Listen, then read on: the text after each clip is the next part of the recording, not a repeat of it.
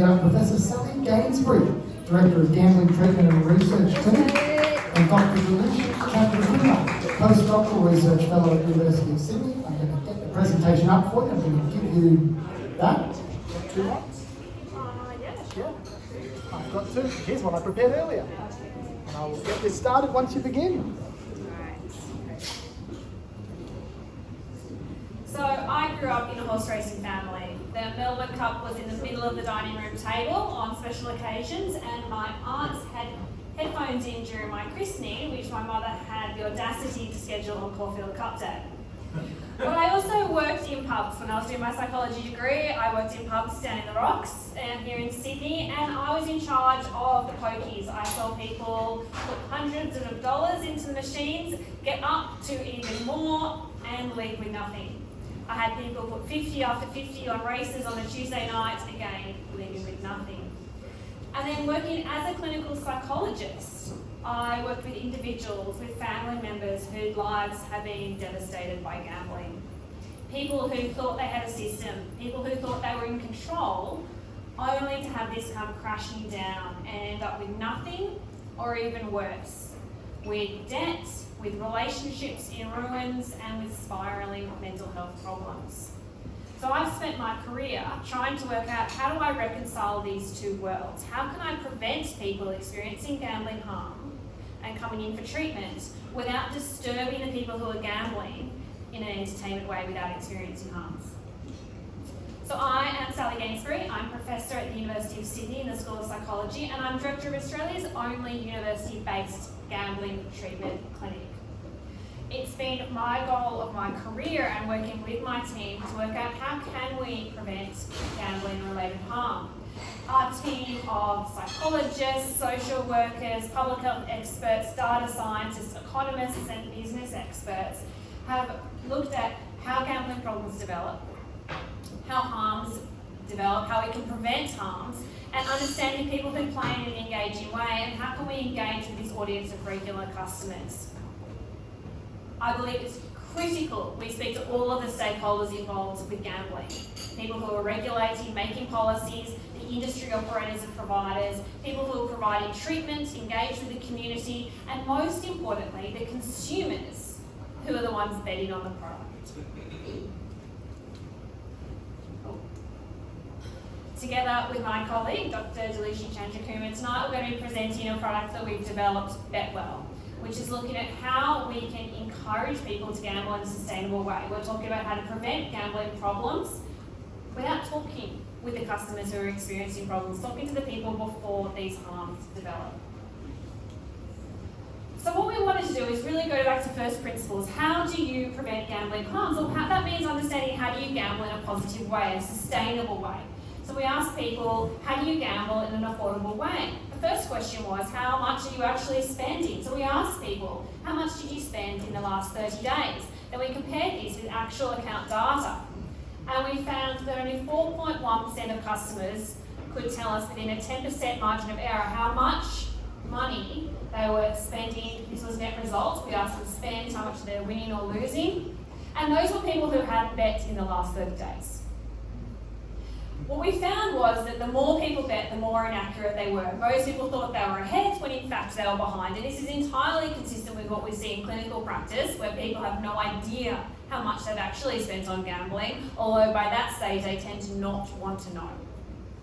Then we asked people, what do you think about deposit limits? We know that not very many people use them.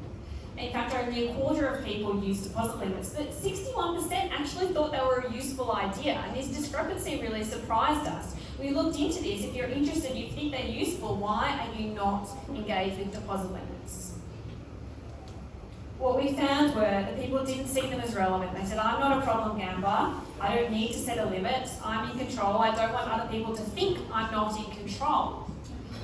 But the reality is, if they don't know how much they're spending, how can they possibly even set an affordable deposit limit? And this was the surprising thing that came through. People were very aware about deposit limits, but they didn't know what limit they should set for themselves.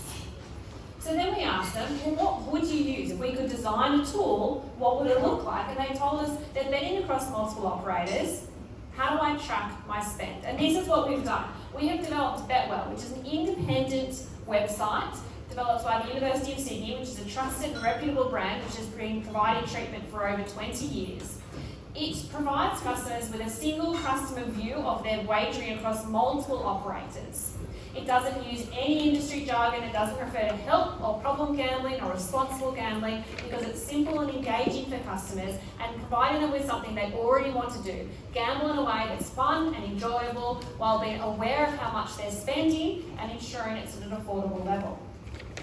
Using our clinical and research expertise, we've designed a product that allows people to monitor how much they're spending, something they already want to do, but then reflect on whether it's affordable for them. To understand how the products work, ensuring that they're checking in and gambling in a way that's informed, and ensure that they're able to do what we need them to do to prevent gambling harms, which is gamble in a safe and sustainable way. So the main function of BetWell is allowing customers to see an overview of their spend across different operators.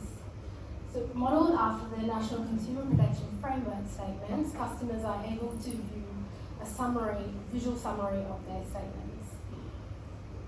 Our initial findings showed that approximately 50% of customers view and read their statements, whilst most say that they don't actually change their betting or gambling as a result. A small proportion, approximately a quarter, who were at high risk, suggested that their gambling decreased as a result. So BetWell allows customers to also view their activity statements across operators and over time. So customers can upload as many statements as they have records for and be able to toggle between the different views. Customers can also set estimates of how much they intend to spend in the future and track their progress towards this. And customers can also make some predictions about how much they thought they had previously spent prior to viewing the statement information, to highlight to them the accuracy in being able to view their statement information, and also highlight the importance of tracking this behaviour. Another section is the spend strategy. So we know that when money's in an online account, people tend to disconnect from it. So the idea behind this section is providing customers alternative suggestions for how the value of their bets could alternatively be used towards other activities and items. So the idea here is to get them to reflect on how they're spending and spending in a way that's in line with their lifestyle and their values. Lastly, we were capturing customers' tendency to be achievement-oriented and a competitive nature by testing their gambling expertise using an online quiz. The idea behind this is providing customers with a series of decisions that talks about the way the outcomes are determined as well as the negative expected value of bets. We know that when people have a better understanding for how outcomes are determined, they're able to bet in a way that's more responsible and informed. So this section targets that. So BetWell was a product of years of research and real-world studies. So we work with regular gambling customers, people with lived experience of gambling harms, as well as experts in communication, behavioural sciences, and public health.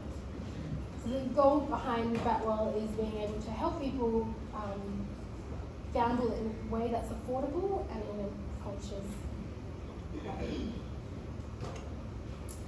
We are currently trialling BetWell and it's going to be available in a limited way while we're continuing this evaluation. But then we're looking to partner with as many wagering operators in Australia as we can. For this to be a single customer view across multiple wagering sites, we need to be able to work with operators. At the moment, we can do this on the consumer side with consenting users providing us access to their activity statements, but our end goal would be to work with an API. So this is a frictionless process for individuals with live, up-to-date data from the most accurate source. So we have begun our engagement with online operators.